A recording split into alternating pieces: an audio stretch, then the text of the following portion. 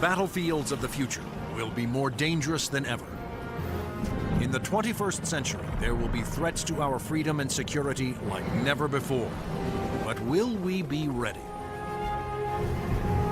Battles will be fought on land and sea, but they will not be won without supremacy in the air.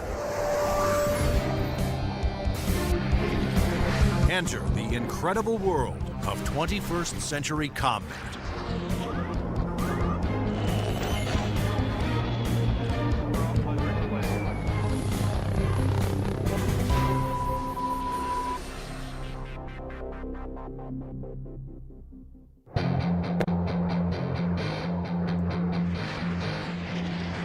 Air power is the dominant strategic force.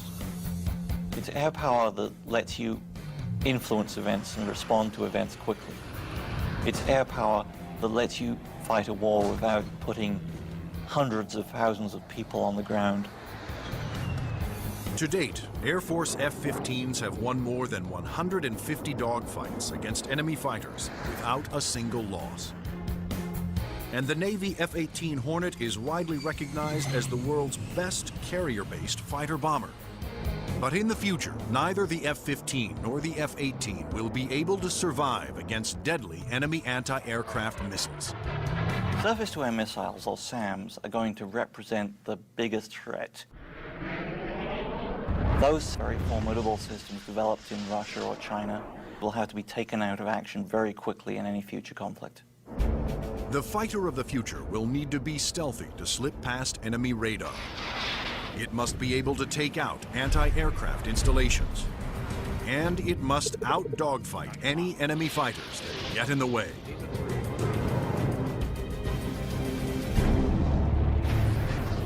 That future fighter is already here.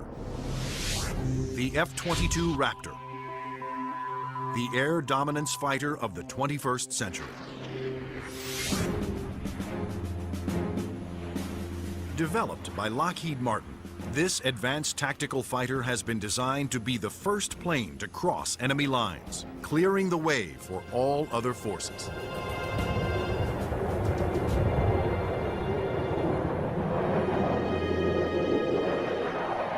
The F-22 is both an air-to-air fighter and an air-to-surface fighter, so it can drop precision weapons. That means it'll be able to go in early in a conflict, knock out all the air defenses that an enemy has, and also take out certain ground targets.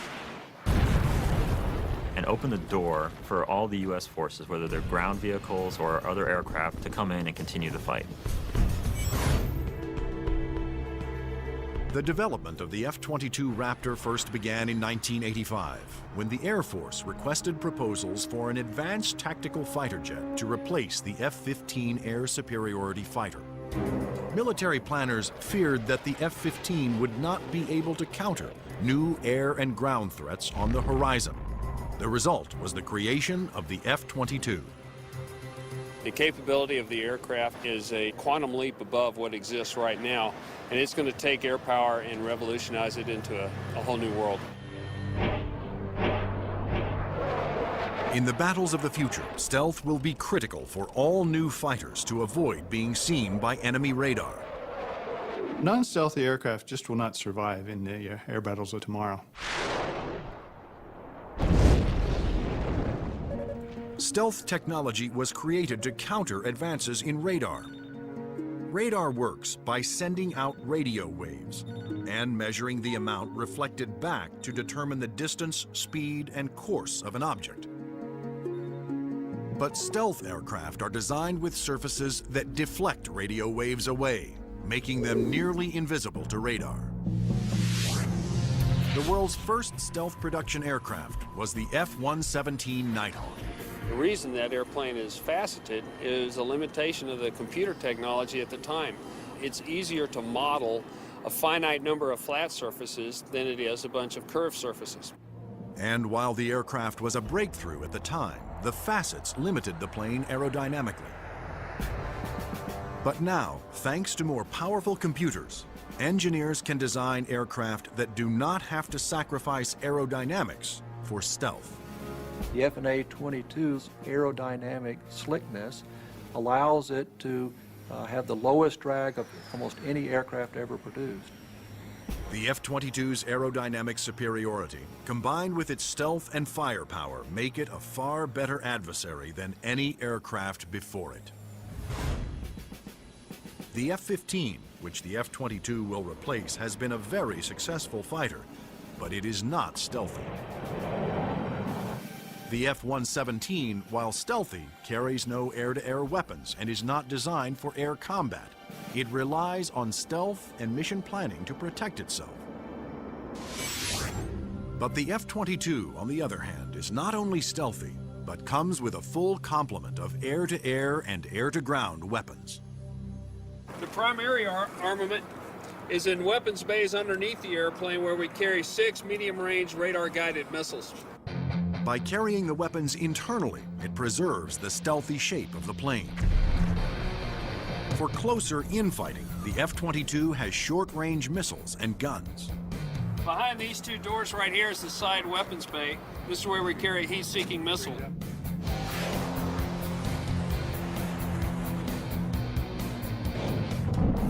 For close-in armament, the Raptor is equipped with the M61A2 cannon. The muzzle is hidden right behind this door right here. It's hidden because of the stealth characteristics of the airplane. Cannon carries 480 rounds and is capable of shooting 100 rounds a second.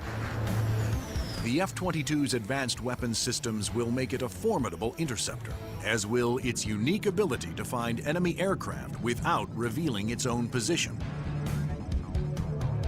When other planes use their radar, they become visible to every other radar system in the area. But that's not the case with the F-22. Perhaps the highest tech part of the airplane is the radome itself. Not only does the radome have to be stealthy, but it has to be able to transmit and receive its own radar signals. How the F-22 radar achieves that remarkable feat is classified. But what is known is that the F-22 can see enemy aircraft at a distance while remaining invisible to them. The first time that the bad guys will really know there's an F-22 in the area is when one of them blows up. Along with its advanced radar system, the F-22 is the first fighter to have Super Cruise, the ability to travel faster than the speed of sound without using its afterburners. A jet's afterburners boost speed by pouring fuel directly into the hot blast of the engines, adding fiery extra thrust. But afterburners are also wasteful, consuming enormous amounts of fuel, dramatically affecting the range and duration of a plane's mission. But the F-22 doesn't have that problem. Without using afterburners, it can supercruise at an incredible 1.5 times the speed of sound, over 1,000 miles per hour. This is all about our pilots being able to go fast, minimize the amount of time they are exposed to any threat, do the mission that we've sent them to do, turn around and come home safely. The F-22 is presently the only fighter in the world with supercruise, but it wouldn't be possible without a very unique set of engines. The goals for Pratt & Whitney were to provide a transformational engine that the Air Force needed, one that was stealthy, maintainable, and fast. The F-119 PW-100 was developed by Pratt & Whitney after years of research. It sets the new standard for jet engines. Along with its incredible supersonic ability, the F-119 incorporates thrust vectoring. Here we are at the rear end of an F-A-22 Raptor. First thing you'll notice are the nozzles for the F-119 engines. In flight, during a maneuvering dogfight, they actually move up and down and vector the thrust of the engine to provide maneuverability. It helps us turn inside any foe, maneuver at low or high speeds to outmaneuver another airplane or potentially an enemy weapon that's headed towards us. The F-22's stealth, supercruise, and vector thrusting are impressive breakthroughs, but its most outstanding feature may be its ability to nearly fly itself through advanced computerized controls. It relieves the pilot of all the duties, gives the pilot total freedom to just look out engaged in the combat scenario. In addition to monitoring its own performance, the F-22 constantly gathers data on other aircraft in the combat area and presents the most important information to the pilot. We're going to have information passed to us from either unmanned vehicles or from off-board sensors so that we can integrate data and use that information for targeting. And it's the way that we are driving our forces in warfare. We are much more integrated with both other services and with other platforms, and the F-22 fits right into that concept. The F-22 Raptor's total package of avionics, stealth, supercruise, and thrust vectoring make it the most technologically advanced fighter today. I've never been in an airplane that accelerates as fast, that's as agile, the ability to turn very sharply, and it just brings a great combination of the speed, the stealth, and the avionics to the fight that nobody else is going to be able to touch. But there will be future competitors, like the Russian Sukhoi 37, which features thrust vectoring and a radical forward swept-wing design. And the fifth-generation MiG, the 1.22, which some have nicknamed the F-22ski. The Russians are still very active aircraft developers. They've got a variety of technologies that they're continuing to improve upon and that can be made available to our future enemies. And so that's why we have to stay on top of the technology that we are developing and make sure that it is able to take out anything that other countries develop. When you look at the adoption by China of the Su-27 and the fact that it'll probably be modernized and improved, that brings up the need for more advanced fighter aircraft in the US. And that's one of the main reasons, I think, why the Air Force is so insistent on the need to have the F-22. In addition to Russia, other U.S. allies are producing advanced interceptors for export that are superior to the F-15, such as Sweden's JAS-39 Gripen and France's new Rafale.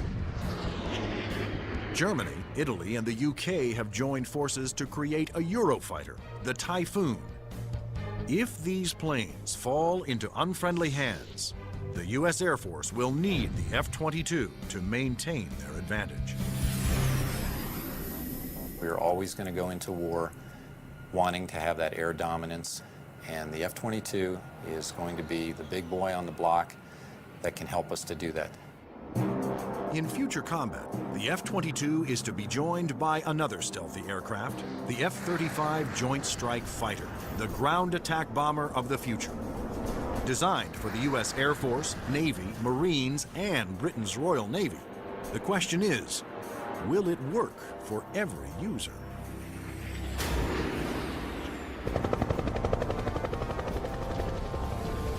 The rules of war have changed. Brute force has given way to high tech, and conventional weapons of the past will no longer be effective.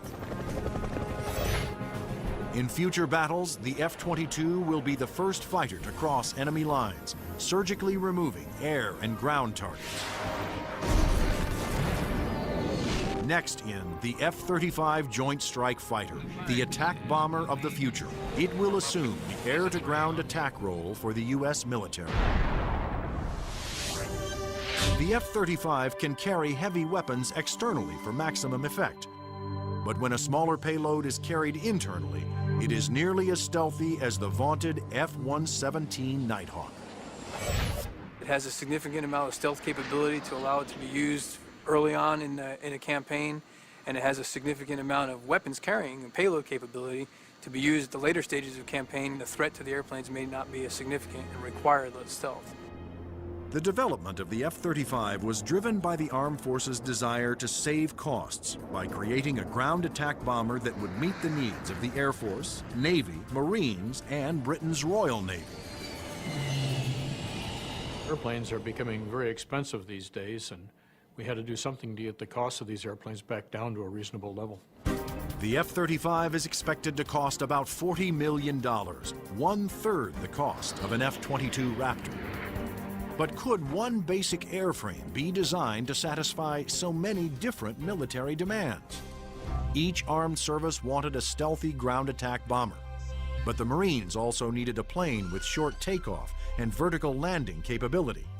The U.S. Navy required a craft with larger wings, heavy-duty landing gear, and an arresting hook for carrier landings. And the wings would have to fold up to save deck space. The size and scope of the JSF program is pretty significant. The airplane is being designed to replace the F-16 and the A-10 for the Air Force, the AV-8B for the Marine Corps, and the FA-18 for the Navy. Unlike the twin-engine F-22 Raptor, the F-35 Joint Strike Fighter was designed around a single engine to keep down not only costs, but weight. A lighter plane can carry more weapons. For the Joint Strike Fighter, one of the keys of its mission is the ability to handle a large amount of ordnance and bring it to an enemy site. That all works better with a single engine.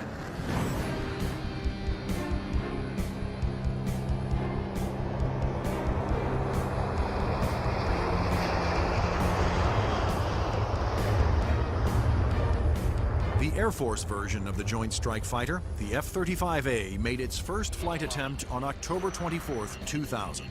Tom Morgenfeld, who had been a test pilot for the F-22 Raptor, was at the controls. Well, a million things are going through your mind. Your eyes are everywhere, you're listening, you're watching.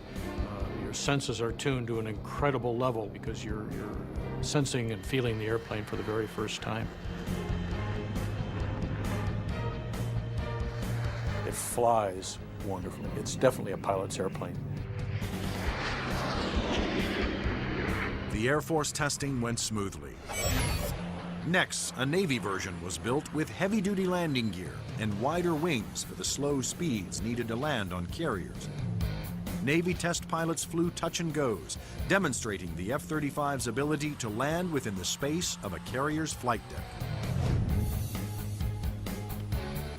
But the most difficult challenge still lay ahead for the F-35 program. The Marine Corps needed a version that could perform short takeoffs and vertical landings, STOVL for short. The STOVL capability is extremely important to the Marine Corps because the airplane can go just about anywhere that the rest of the forces can go. It's not limited to needing a large runway. It doesn't need a really big ship to operate off of. Engineers at Lockheed Martin, the designers of the F-35 Joint Strike Fighter, took a hard look at the AV-8B Harrier, the STOVL fighter that the new aircraft would have to improve upon. The Harrier is a great airplane if you look at the fact that it's basically 1960s technology. It's achieving all those wondrous STOVL flight sort of maneuvers without the aid of a lot of computers.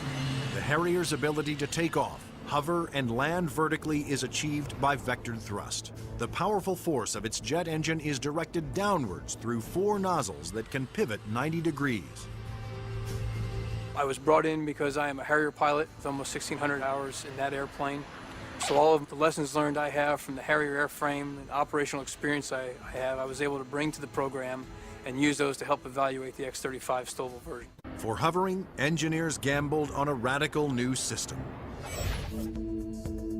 They planned to supplement the vectored thrust method by harnessing the jet engine to a drive shaft that would power a fan to blast air downward. In 1991, we unveiled this shaft-driven lift fan system to the technical world. Some actually said, "You gotta be kidding me. Are you guys serious?" The lift fan required doors to open behind the pilot on the top and bottom of the plane to draw in more air. The fan would blast air down mid-ship, while the jet nozzle in back swiveled, blowing its powerful exhaust down to create a balanced lift force. The shaft-driven lift fan system allows you to harness a lot more energy out of what the engine is producing. But harnessing a jet engine to a drive shaft proved to be extremely difficult.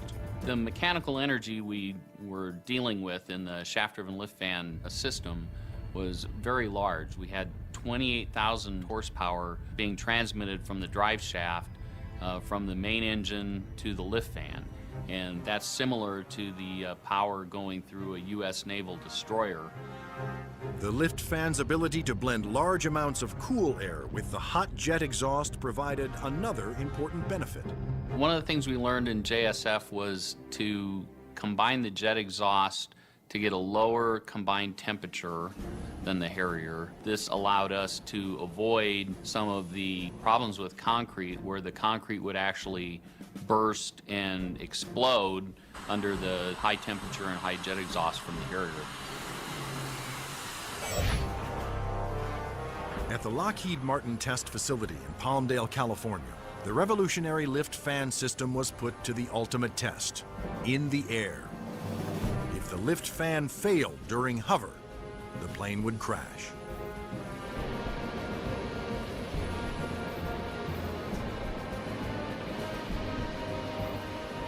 It made its first flight in 2001, and it was a complete success.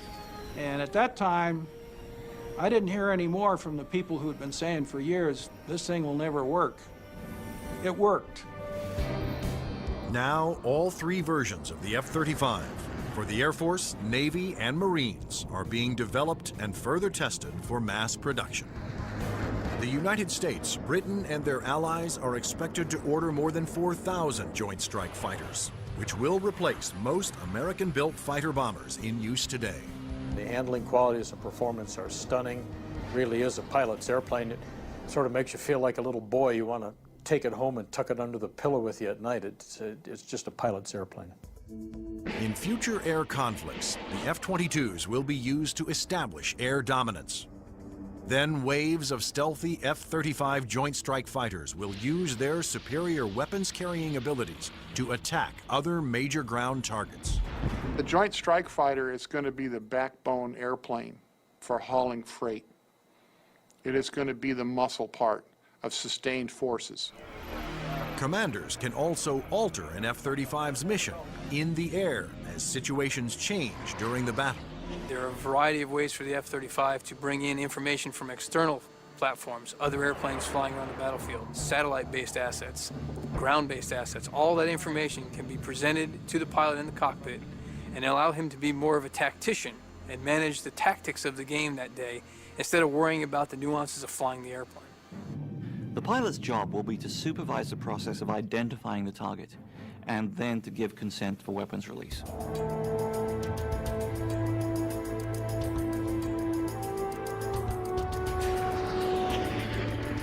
The Joint Strike Fighter will be able to carry a wide range of weapons, to include the heavier weapons such as the 2,000-pound bunker busters and 2,000-pound blast weapons.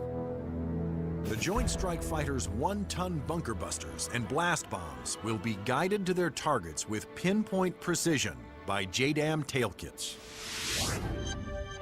The Joint Direct Attack Munition, or JDAM, is a kit that can be put on any bomb to give it the brains to know where to go, and the movable tail fins to guide it there. JDAM is a guidance kit that came after Desert Storm. This little round piece on the side there is an inertial navigation clock. Now this clock, instead of measuring seconds, measures feet. If you take the unit and you tell it where it is right now electronically, and then you move it back a foot, or you move it up a foot, it measures every centimeter and every distance. The bomb knows the coordinates of where the airplane is, and it also knows the coordinates of where the target is. And when the weapon is released from the airplane, it simply flies from one set of coordinates to the other and does its thing when it gets there. Because a JDAM is directed by GPS, or Global Positioning Satellites, it can hit targets regardless of visibility.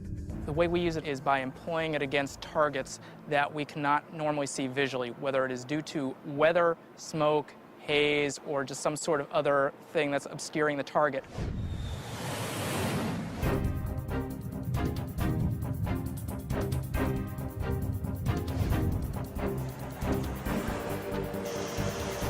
As a JDAM falls, its inertial clock keeps track of its position and signals the tail to make course corrections, directing it to the target.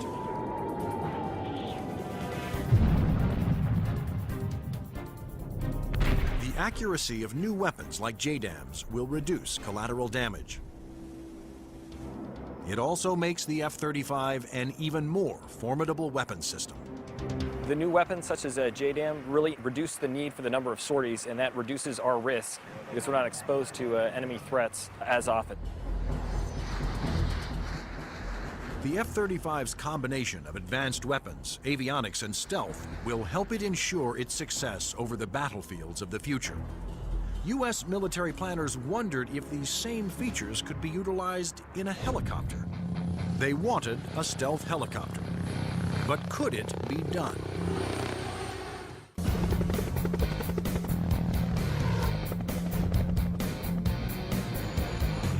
Over the last 50 years, helicopters have evolved from slow-moving multi-purpose support vehicles to fast-moving frontline attack ships. But in the high-tech wars of the future, speed alone is not enough. Information is the key. There's three elements that are critical to warfare. The ability for you to know more than the enemy, the ability to maneuver quickly around an enemy and gather more information about them, and the ability to provide precision firepower at the enemy. In future conflicts, after the F-22 Raptors and the F-35 Joint Strike Fighters have cleared the way, surveillance and attack helicopters will support ground troops as they move in to secure the area. We like to be down low where the action is, and we like to be down low where the threat can't see us. But at such low altitudes, helicopters are vulnerable to a wide assortment of ground-to-air weapons. All the simple systems, the guns, unguided rockets, the surface-to-air missiles, it's got to deal with all of that, and it's got to deal all of it effectively. The Pentagon has responded with a two-pronged strategy to counter this threat: inexpensive, expendable unmanned helicopters and stealthy manned helicopters. Unmanned helicopters will be primarily used for surveillance and for gathering targeting information. Fire Scout, designed by Northrop Grumman, was specifically developed to take off and land on Navy ships. However, the key to creating a successful manned helicopter for future combat is to make it stealthy like the F-22. But the question is, can it be done? Achieving stealth in a helicopter is different from stealth in a fixed-wing aircraft. You're concerned about different signatures: radar reflectivity, infrared, noise, all things that will give away an aircraft's position. Those signatures, like heat, smoke, and sound, put helicopters and their pilots at serious risk over the battlefield. All the small shoulder-fired missiles, which are very effective against helicopters, are heat-seeking infrared systems. The challenge for engineers was to create a quiet helicopter with very few signatures and a small radar cross-section. And that's exactly what Sikorsky has done with the new RAH-66 Comanche. In the Comanche, with all the stealth capabilities, we can defeat the radar threat. We can defeat the guy with the shoulder-launched heat-seeking missile. And from the guy popping up in the tree, our agility defeats him. Our small size, our quiet acoustic signature defeats him. Often the first thing you hear from a helicopter is the sound of the wake from the main rotor hitting the wake from the tail rotor. In the Comanche, the fan tail is shrouded, so there is no interaction between the fan blade tips and the main rotor tips, and it's also canted slightly. And those all contribute to reducing the acoustic signature. Engineers also experimented with the main rotor to find a quieter design. If you look at a Comanche, it's got a 5-blade rotor, and what that does is it cuts down the normal chop, chop, chop sound from a helicopter into a more discrete whir that kind of blends into the background. Reducing the heat signature of a helicopter is also essential to making it more survivable. When you look at a Comanche, the first thing you ask yourself is, where's the exhaust? Where does all this hot air get out of the engine? The Comanche's exhaust actually escapes through the tail boom, where it is instantly dispersed by cool air from the rotor. That missile has to have something to home in on, and that's a heat signature. Comanche defeats that by the engine exhaust being mixed with ambient air and cooling it so that there's no longer a heat plume for that missile to home in on. To defeat radar, the Comanche utilized the stealth secrets first developed for the F-117 Nighthawk. There are no radar-reflecting right angles on its outer fuselage, and all weapons are carried internally to help keep its stealthy shape. What's interesting about the helicopter is some of the things that achieve stealth actually make the helicopter better. Things like the retractable landing gear and the retractable weapons bays, that also makes it sleeker and faster. So once you've bought into the stealth part of it, you get other superior attributes. The main role of the Comanche is to give commanders an overview of the battlefield by providing up-to-the-minute information. Comanche is going to be basically their flying cavalryman. It's going to dart in and out, slash and cut, be a reconnaissance vehicle. As Comanche's two pilots gather data, their computer shares that data with other Allied forces. When the Comanche finds the enemy, he's going to kind of direct like a quarterback to apply the firepower to defeat that enemy.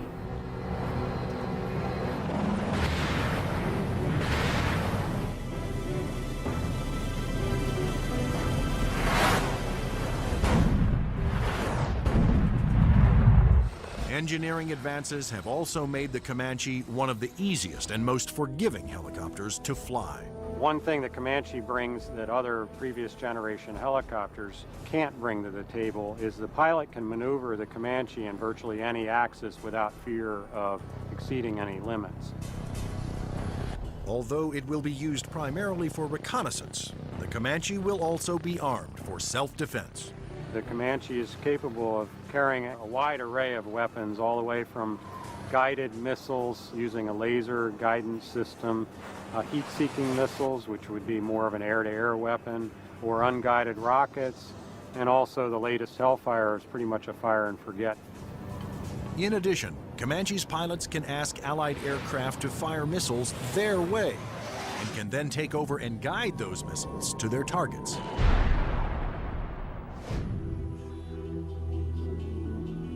If the Comanche is hit, its computer system can often fix itself by reassigning vital functions to undamaged computer cards. This is where the computer brain of the Comanche is.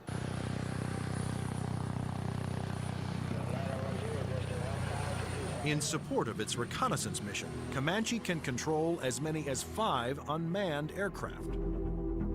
When the Comanche may be employed, it may have little vehicles that it launches out, so it has its own little eyes over the hill so it can see what's going on without putting itself at risk.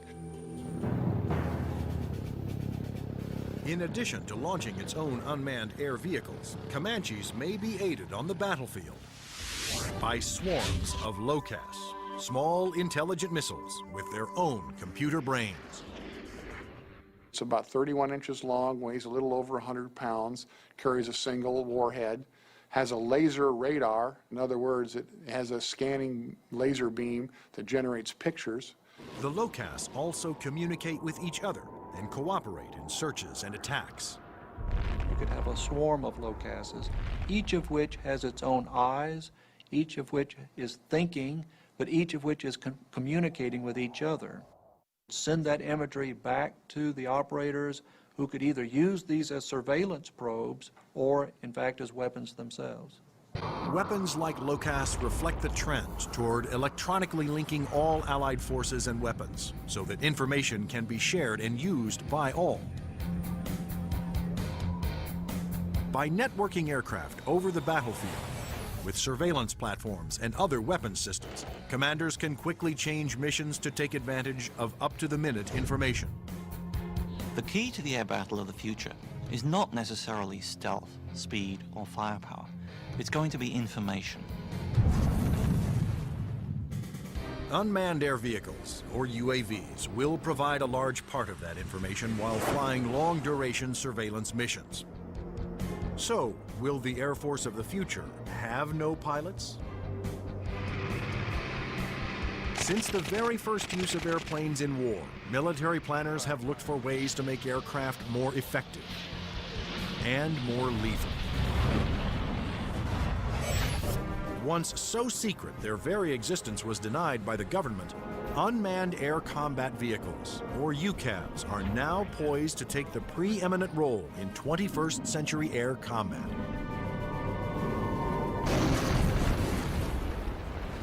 UAVs are certainly going to change air power in the 21st century. You can see it starting to happen today, but what we're looking at now is just the beginning, because there's going to be more of them, and they're going to be better. Unmanned aerial vehicles allow the military to do more with less, to put more aircraft into the air than you otherwise would be able to because of the limited number of pilots that you might have, or where it might be too risky.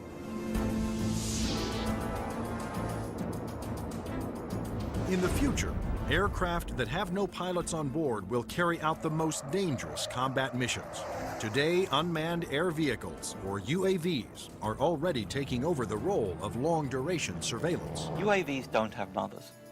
You lose a UAV in combat and nobody bats an eyelid. One of the earliest surveillance UAVs was the Predator. It was developed in the early 1990s. When you look at Predator, basically they start off as being long-endurance systems that can really persist over the battlefield. In Afghanistan, Predators provided critical real-time intelligence. And it was there that a Predator made an amazing transformation from surveillance to armed aerial attack. Fired a Hellfire missile, an Al-Qaeda convoy, and destroyed one of the vehicles in there. And at that point, it crossed the line from an unmanned aerial vehicle into an unmanned combat aerial vehicle. Today, the new Predator B can carry up to 10 Hellfire missiles. Of course, its primary mission is still what the military refers to as ISR, or Information, Surveillance, and Reconnaissance. It's basically a poor man's satellite. I mean, you can bring it in and let it dwell in an area. UAVs transmit important visual information to battlefield commanders via satellite or other data links. Once targets had been located, identified, and cataloged, these could be disseminated to other weapons or weapon systems. Reconnaissance UAVs have multiple ways of conducting surveillance. On clear days, they use specially stabilized optical lenses that can zoom to high magnification. At night, they use infrared, and under adverse conditions, they use synthetic aperture radar to pierce the thickest clouds, sandstorms, or oil field smoke. When the radar is reflected back, it can also be used to create a 3D image of objects. If the enemy chooses to use countermeasures or decoys or deception techniques, having to beat 3 systems is a lot harder than 1. The success of the Predator paved the way for the development of an even more advanced high-altitude jet-powered UAV by Northrop Grumman. It's called the Global Hawk, but unlike the Predator, it was designed to take off, fly its pre-programmed mission, and land all on its own, thanks to the GPS, or Global Positioning Satellite System. The Global Hawk is basically a much larger version of the Predator. It has higher altitude capabilities, increased payload. It can carry a lot more sensors, a lot more communication devices, and it can loiter over a battlefield for up to 35 hours. The Global Hawk can stay aloft for a day or more, providing constant near real-time video surveillance over an area the size of Illinois. Predator and Global Hawk give us an up-close view, which is something you can't get from a national asset, which would be a satellite type of thing. Though still in development, the Global Hawk had a dramatic impact during Operation Iraqi Freedom. A single prototype provided information to Allied forces on 55% of all time-sensitive targets, including mobile Scud missile launchers.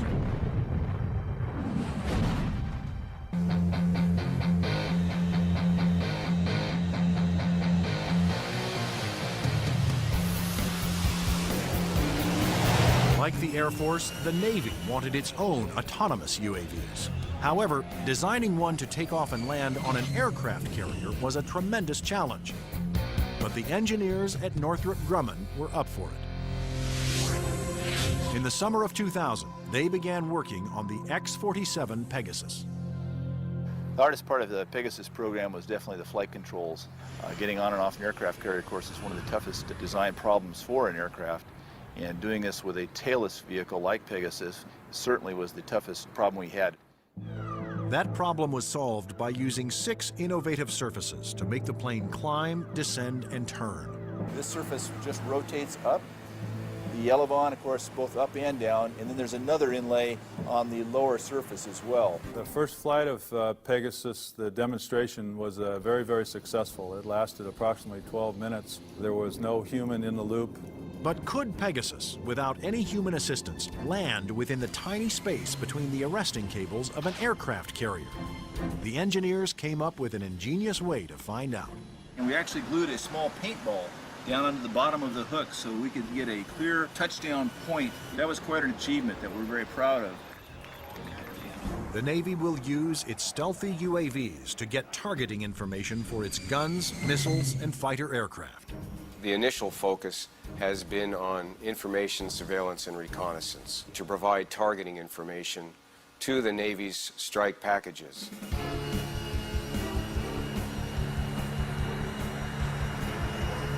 But many future UAVs, such as Boeing's X-45 unmanned bomber, will be heavily armed. Although flying pre-programmed missions, armed UAVs will still need human permission to fire.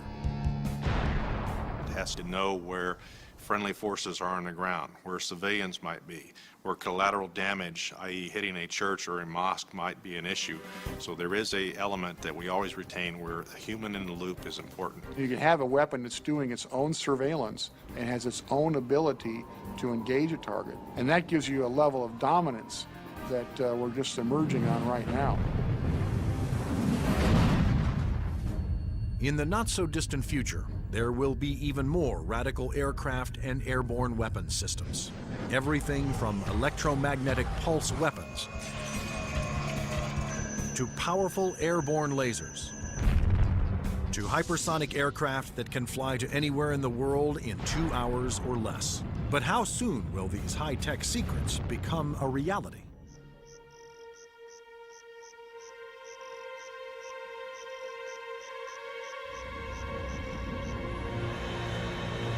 The enigmatic F-117 stealth jet flew in secret for 10 years before its existence was revealed to the public. Some of the unclassified projects that are acknowledged by the Pentagon seem more like science fiction than reality. The military is designing a weapon system designed to neutralize an enemy encampment or factory without destroying it and scattering nuclear, biological, or chemical materials. Electromagnetic pulse, or EMP weapons, will blast a highly concentrated magnetic field towards its target, overloading and destroying any electrical components. The small electromagnetic pulse weapons offer some pretty startling capabilities. You can essentially completely destroy an enemy's electronic infrastructure in a very precise way. You can fly over a small facility, only a couple of acres, fire it, and suddenly none of their computers work, none of their weapons work, none of their electronics at all will work. Researchers are also experimenting with an airborne chemical laser. An entire aircraft has been turned into a chemical energy plant that points that laser at a target and burns through missiles. This aircraft will fly at higher altitudes and will primarily be used for Scuds or for ballistic targets that would be fired from one country to another.